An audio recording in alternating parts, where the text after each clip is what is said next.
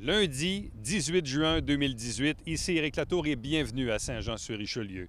Ce fut une assemblée du Conseil particulière. Elle fut d'ailleurs de très courte durée. Le tout s'est terminé abruptement 35 minutes après le début, au moment où le groupe des Neuf s'est levé et ça a mis fin à l'Assemblée et à la journée. Pourquoi? Parce que le groupe des Neuf a jugé que le maire avait perdu le contrôle de son Assemblée, notamment au moment de la période des questions avec le citoyen Luc Lippé. Il faut regarder cette émission jusqu'à la toute fin.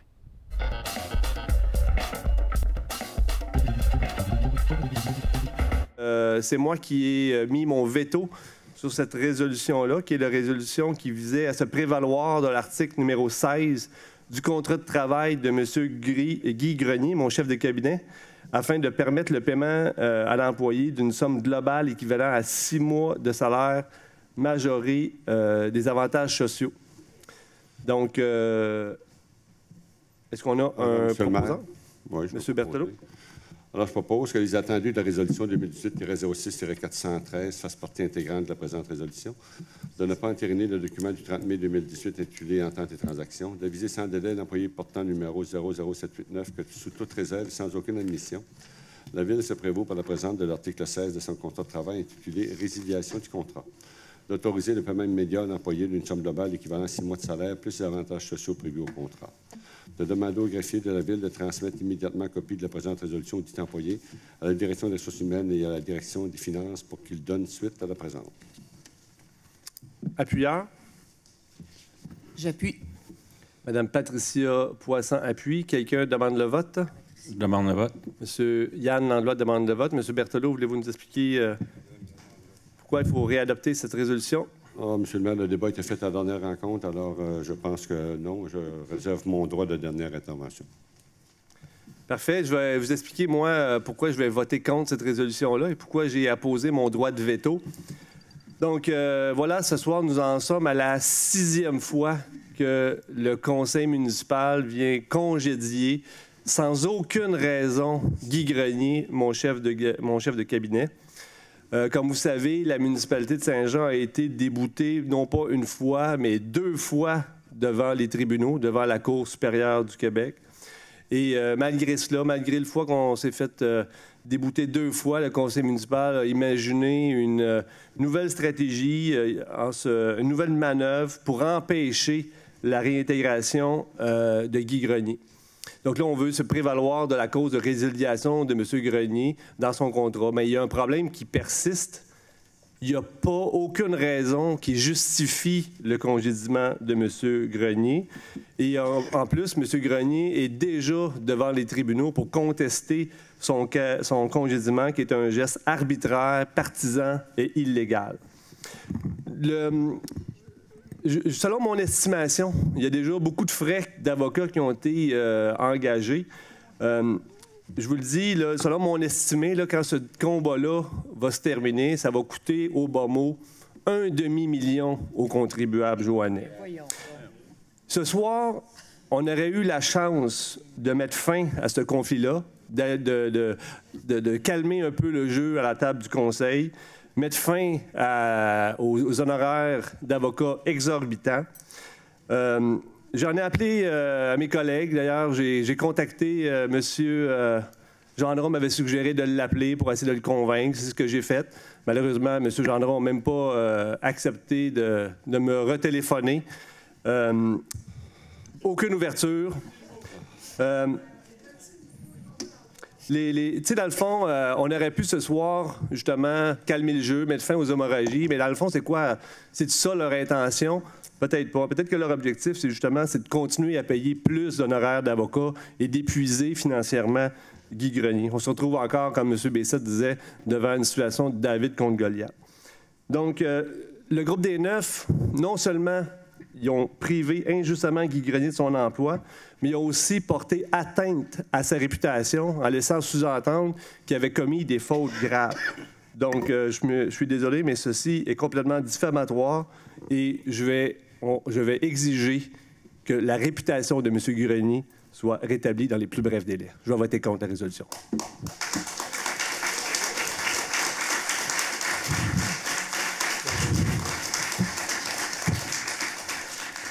Quelqu'un souhaite s'exprimer en faveur de la résolution? Ouais. Monsieur le maire, moi, je vais juste mettre un peu d'ordre dans les propos que vous avez dit parce que ne faut pas que le monde, en fait, vous parlez toujours pour de la transparence, fait qu'on va dire les vraies choses, là. Les vraies choses, c'est que c'est vrai que j'ai reçu un courriel de vous ce matin à 10h44, monsieur le maire. Un courriel me disant, est-ce que tu peux me rappeler sur mon cellulaire? Entre deux cours, mais là, présentement, ce n'est pas des cours, c'est des périodes d'examen. Forcément, c'est un horaire particulier. Étant donné que, évidemment, c'est une période d'examen, donc on est forcément énormément occupé. C'est un rush. Pour ceux qui sont enseignants, ils comprennent ça. Là. C'est un rush. C'est le rush de fin d'année. On court partout. Mais je vous ai quand même écrit. Ça continue, hein? C'est ça, je comprends? Hein? Allez-y, M. Gendron, complétez votre intervention. Vous comprenez pas, là, encore une fois. T'sais. Moi, Monsieur Gendron, est-ce que je pourrais vous demander, s'il vous plaît, de ne pas... Monsieur Gendron, s'il vous plaît, est-ce que vous voulez pas interagir, s'il vous plaît, avec la salle, nous livrer votre message? Je vous ai réécrit pour dire salut Alain, je suis en période d'examen.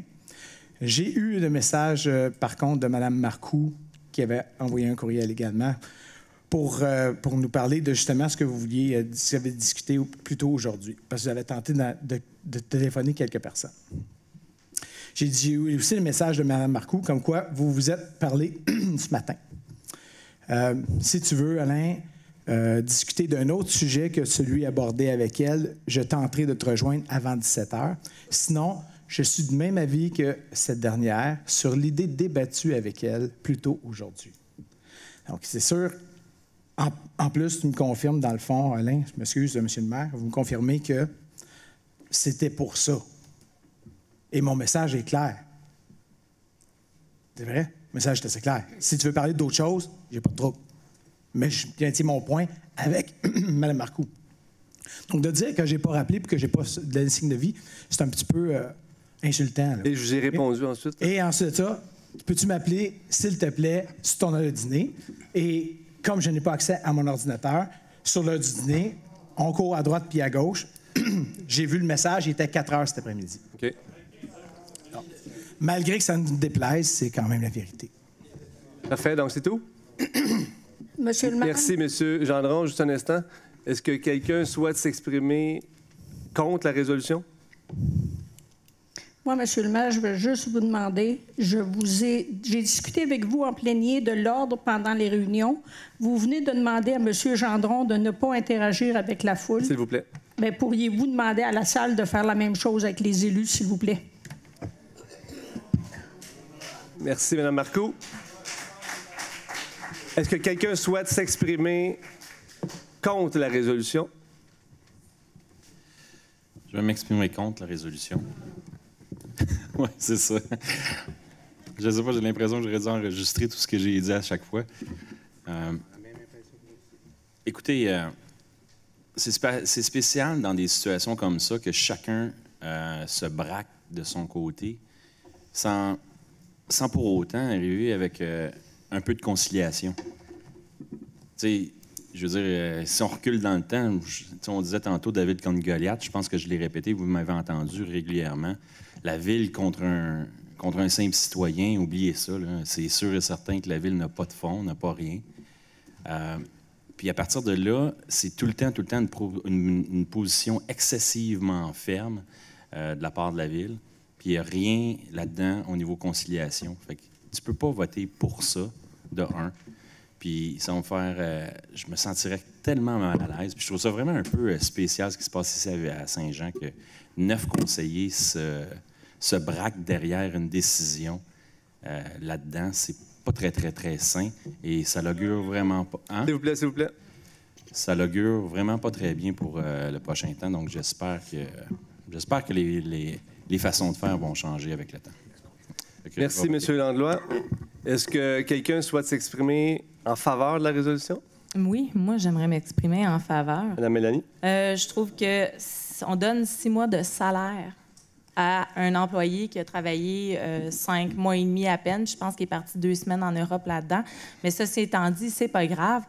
Ce que j'aimerais dire, c'est que M. Grenier peut croire à l'injustice. C'est correct. Monsieur le maire, vous pouvez croire aussi à l'injustice. c'est correct. Ça aurait été le fun aussi que l'autre entente soit publique aussi pour qu'on voit les montants aussi. Tu sais, on parle de notre argent, ça aurait été intéressant de voir ça aussi. Mais néanmoins, il y a des dispositions légales qui sont mises de l'avant pour n'importe quel employé, que ce soit un caissier, que ce soit un assistant dentaire, que ce soit un journalier dans une entreprise quand il est en probation. Il y a des outils légaux qui existent pour venir en aide à ces gens-là, que ce soit les normes du travail ou autres. Donc, j'encourage M. Grenier à le faire. Il n'y a pas de problème. On a le droit. C'est ça, une démocratie. C'est ça, la justice sociale.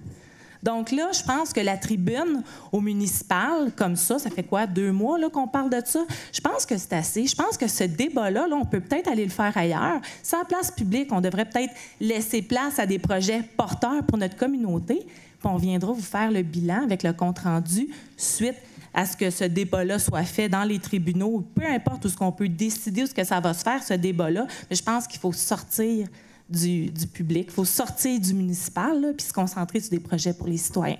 Merci. Merci, Mme Dufresne. Quelqu'un souhaite s'exprimer contre la résolution? Je vais m'exprimer contre. Le problème ici, c'est que la Ville, c'est un employeur public qui est financé à même les taxes des citoyens.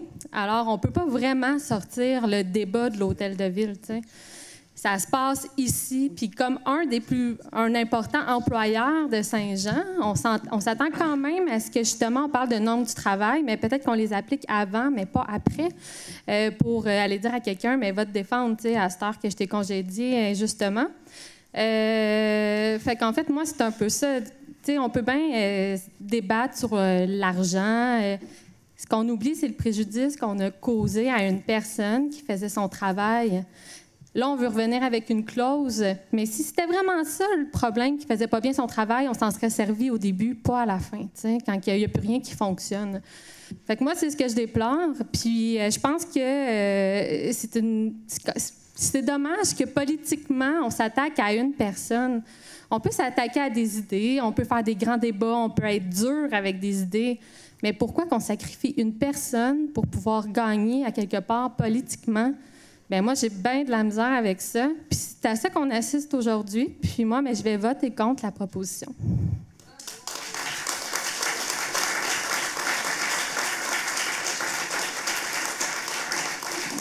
Merci, Marilyn. Quelqu'un souhaite s'exprimer en faveur de la résolution?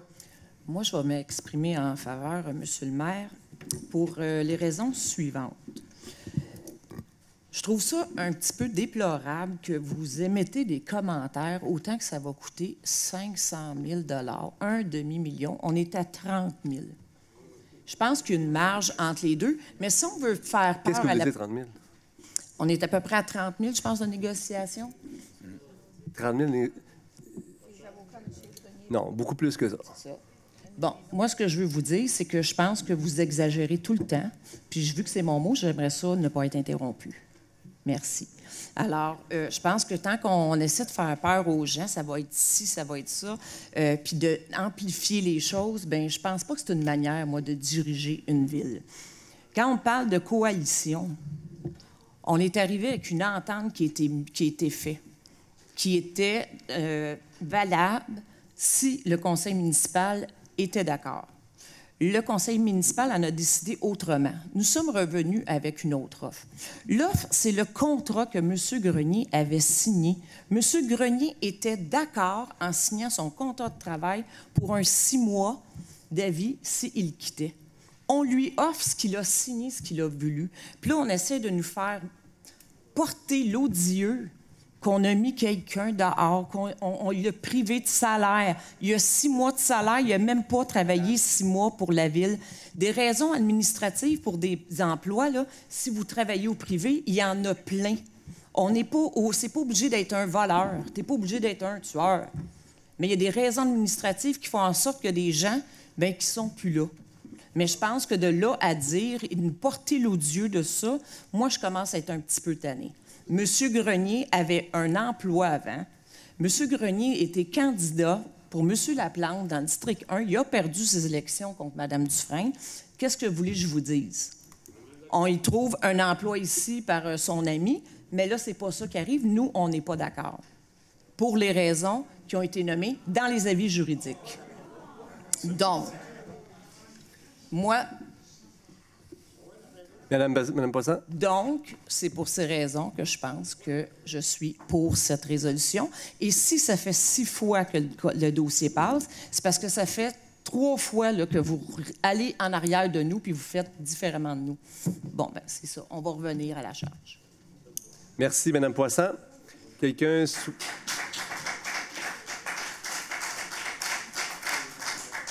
souhaite s'exprimer contre la résolution? Je vais m'exprimer. La première chose que je me pose toujours, pourquoi? On peut dire n'importe quoi. On peut dire tout. J'ai jamais vu un employé congédié sans savoir pourquoi dans n'importe quelle entreprise. Je veux qu'il y en ait qui se lèvent, qui me disent qu'on congédie sans avertissement, sans avoir rencontré, puis sans que le boss sache pourquoi. Parce que je me sens un peu le boss là-dedans pour savoir s'il a été congédié ou pas. Puis on me demande de voter, de le congédier sans que je sache pourquoi. On a parlé de faute grave. Là, on dit que c'était pas grave. On a parlé de faute grave. J'ai vu un communiqué passer qu'il y avait une faute grave qui avait été commise. Mais laquelle? Si c'est pas grave, c'est pas grave. Si c'est grave, c'est grave. Mais qu'on prenne la base, pourquoi 6 mois? On l'a quand même, ce jeune homme-là, mis dans les journaux. On l'a tout le monde dans la tête, là, tout le monde ici peut se fermer les yeux, puis ils vont tous s'imaginer quelque chose pour son congédiement. Je vous mets au défi. Fermez-vous les yeux, puis reparlez à votre voisin à côté, demandez-y pourquoi il a été congédié. Il n'y en a pas un ici qui va dire la même chose. Mais ça, c'est grave. Ça, c'est grave. Beaucoup plus que tout le reste, là. Parce que tout le monde s'imagine quelque chose. On l'a dit, ce jeune homme-là avait une entreprise, il faisait des contrats, puis à matin, on lui a demandé de lâcher, by the way, son entreprise ici. On lui a demandé de me lâcher son entreprise, chose qu'il a fait. Puis là, par la suite, on dit, retourne à ton entreprise. Je sais pas, là. Il y a un ordre à faire les choses, puis il y a une façon de faire les choses. Puis par la suite, il y a une façon pour commencer un contrat, continuer, puis terminer un contrat. Puis là, c'est pas ça qu'on fait. C'est pour ça que je vais voter contre. Puis j'espère un jour savoir le pourquoi. Merci, M. Bessette.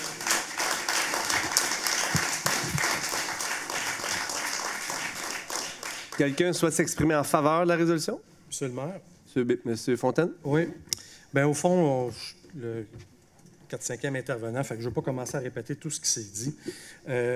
Cependant, pour faire du pouce sur ce que Mélanie a dit, là, je comprends que la stratégie, c'est d'en reparler, puis d'en reparler publiquement, puis d'en reparler, puis d'en reparler, puis d'en reparler, pour faire de Guy un martyr. Moi, je commence à avoir aussi beaucoup de difficultés avec ça. Je vais redire ce que Mélanie a dit. Moi, j'ai hâte qu'on parle de projets, j'ai hâte qu'on parle d'idées. D'ailleurs, il y en a un beau projet là, que je vais parler dans mon tour de parole, là, qui était le parc des Éclusiers. Donc, on peut-tu parler de projet, parler de quelque chose de positif? Si on l'a réengagé, comme disait Mme Poisson, X nombre de fois, c'est parce que le maire veto a mis 12 000 veto, et puis que c'est ça. Donc, moi, à mon avis, pour moi, Jean Fontaine, je l'ai congédié une fois. Pas congédié 6 fois, je l'ai congédié une fois. Mais là, on veut tourner le fer dans le pied. Dans le fond, la stratégie, on commence à la comprendre, puis on la voit. Moi, je trouve que M. Grenier a manqué de passer à côté d'une offre qui est intéressante. Il y a un directeur de service qui a fait 3 ans, il a donné 3 mois de salaire, lui, il a fait 5 mois, puis on lui donne 6 mois. On lui donne 6 mois de paye. Et en plus, on avait fait une proposition à la dernière séance de payer ses frais d'avocat, ce qui a été refusé par votre part. Alors, écoutez, là, à un certain moment donné, là, à un certain... S'il vous plaît. Monsieur Fontaine, complétez votre intervention. S'il vous plaît, monsieur. Moi, je pense que M. Grenier avait assez d'expérience politique. Je connais Guy Grenier, ça fait des années qu'il fait de la politique. Quand on est chef de cabinet d'un maire minoritaire, il faut marcher sur un fil de fer. C'est difficile de faire ça, surtout à sa grandeur à lui, puis tout ça, mais c'est ça qu'il devait faire. Il devait nous parler, il devait nous consulter, il devait... Je vais faire référence, Mme Charbonneau. Combien de fois, M. Grenier, vous a adressé la parole, vous, dans ces 5 mois qui ont été là? S'il vous plaît, M. Fontaine. Une fois. Une fois pour me dire que c'était bon signe, j'avais mal à la tête, c'est parce que ça prouvait que j'en avais une. Une fois. S'il vous plaît, Mme Charbonneau. Moi, je me rappelle de Sylvain Latour quand il avait cette job-là. Moi, j'étais dans l'opposition, on était 3 à l'époque. Et M. Latour... S'il vous plaît, M. Fontaine. C'est l'ensemble. Christian? Ça s'en vient, là. Non. C'est son travail à lui de faire respecter l'ordre. M. Fontaine, est-ce qu'on pourrait compléter, s'il vous plaît? Bien, votre salle, M. le maire, on vous a avisé, là. Donc, dans le fond, je vais continuer en disant que le lien de confiance est brisé. Je veux dire, parler de réintégration de Guy Grenier, je veux dire, surtout avec la suspension du directeur général qui s'est faite après ça, je veux dire, ça ne peut pas arriver, ça ne peut pas arriver. Puis le conseil parle par résolution. Il y a 9 conseillers qui ne veulent pas travailler avec lui, puis le conseil parle par résolution, puis le conseil est majoritaire, puis le conseil a décidé de s'en séparer. Donc, c'est quoi le problème? On va-t-il arrêter d'en parler pour passer à d'autres choses, s'il vous plaît? Merci, M. Fontaine. Quelqu'un souhaite...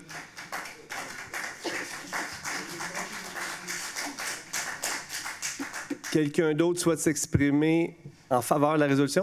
Moi, j'ai juste un petit commentaire à dire, parce que tantôt, M. le maire, vous avez dit que ça peut aller au coût de 500 000 pour la Ville, quand M. Grenier va décider d'aller contre la Ville, mais ça va dans les deux sens. M. Grenier aussi peut dépenser jusqu'à 500 000 pour pouvoir attaquer la Ville concernant son emploi.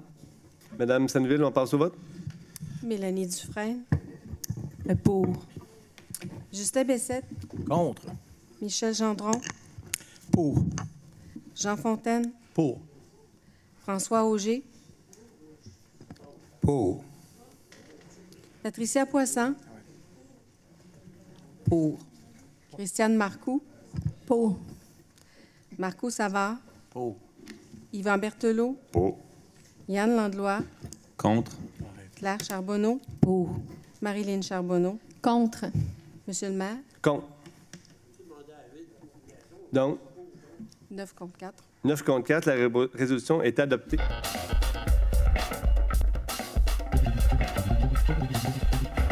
Bonsoir, Monsieur le maire. Ça va? Oui, oui. Conseillère, conseiller, salutations. Le Journal de Montréal du 11 juin dernier nous apprenait que la fille d'un mafieux italien était liée au projet du centre commercial Carrefour Saint-Eugène. Monsieur le maire, vous souvenez-vous, lors de l'Assemblée au début de l'année, vous avez... excusez, je reprends ma phrase. Monsieur le maire, c'est parce que c'est une question délicate, puis il faut faire attention à chaque mot. Hein? Alors, Monsieur le maire, vous vous souvenez à la dernière élection qu'un membre du Parti malveillant, il s'est affiché avec ses pancartes électorales pour faire la promotion et la location et la vente du centre commercial du Carrefour Saint-Eugène. Vous vous souvenez sans doute qu'il s'agit du conseiller Fontaine, qui est le conseiller de Saint-Eugène.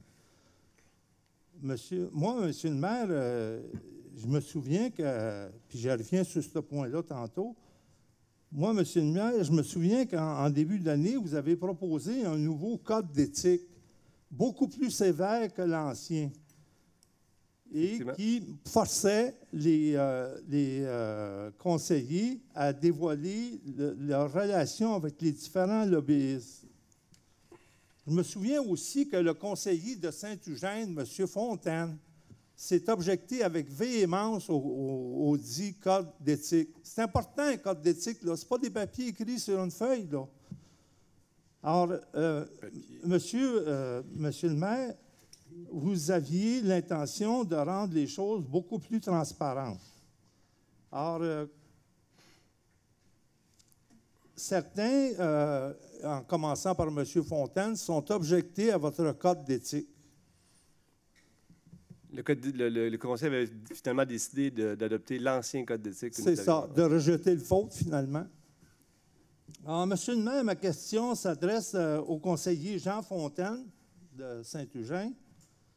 Monsieur Fontaine, lorsque vous avez voté contre cette proposition-là et que vous avez montré avec véhémence votre position, est-ce que c'était pour cacher votre relation avec Mme Nathalie DiMaggio? DiMaggio, ça se prononce DiMaggio. Est-ce que c'était ça, la raison qui faisait que vous étiez contre le code d'éthique? Monsieur Fontaine, voulez-vous répondre? Non. Je répondrai pas à ça, c'est pas vrai.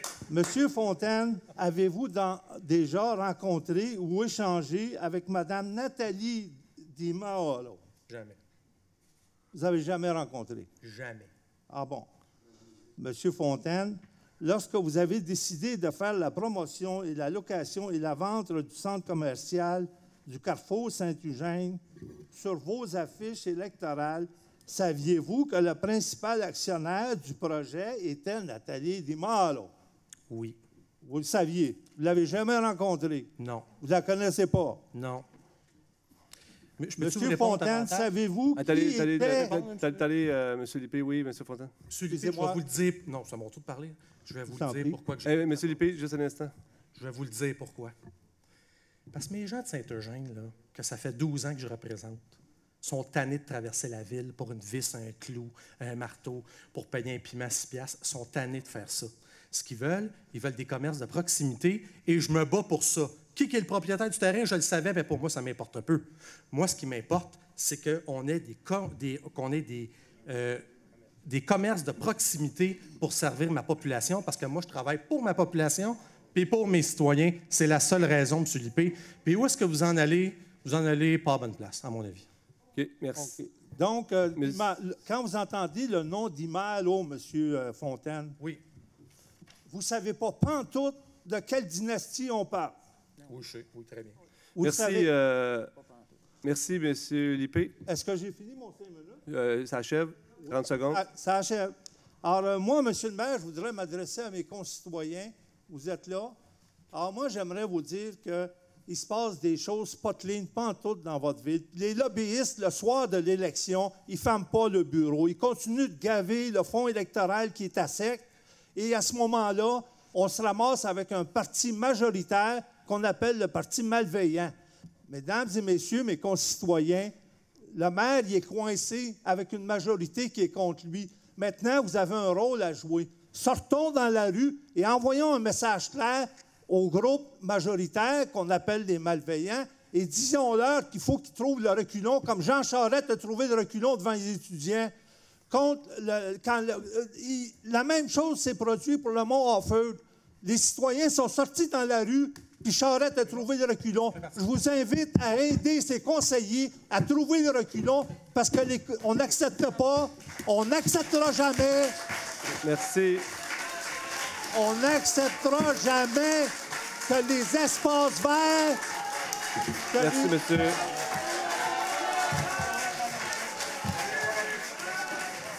On n'acceptera jamais que les espaces verts qui nous donnent notre air, que les espaces verts soient échangés pour de l'argent.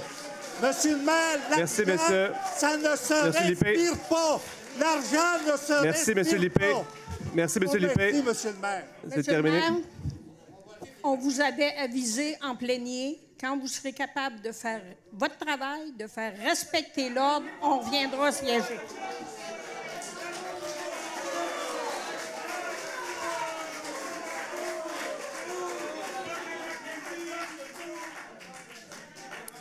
Donc, La séance est ajournée. La séance est ajournée. Désolé.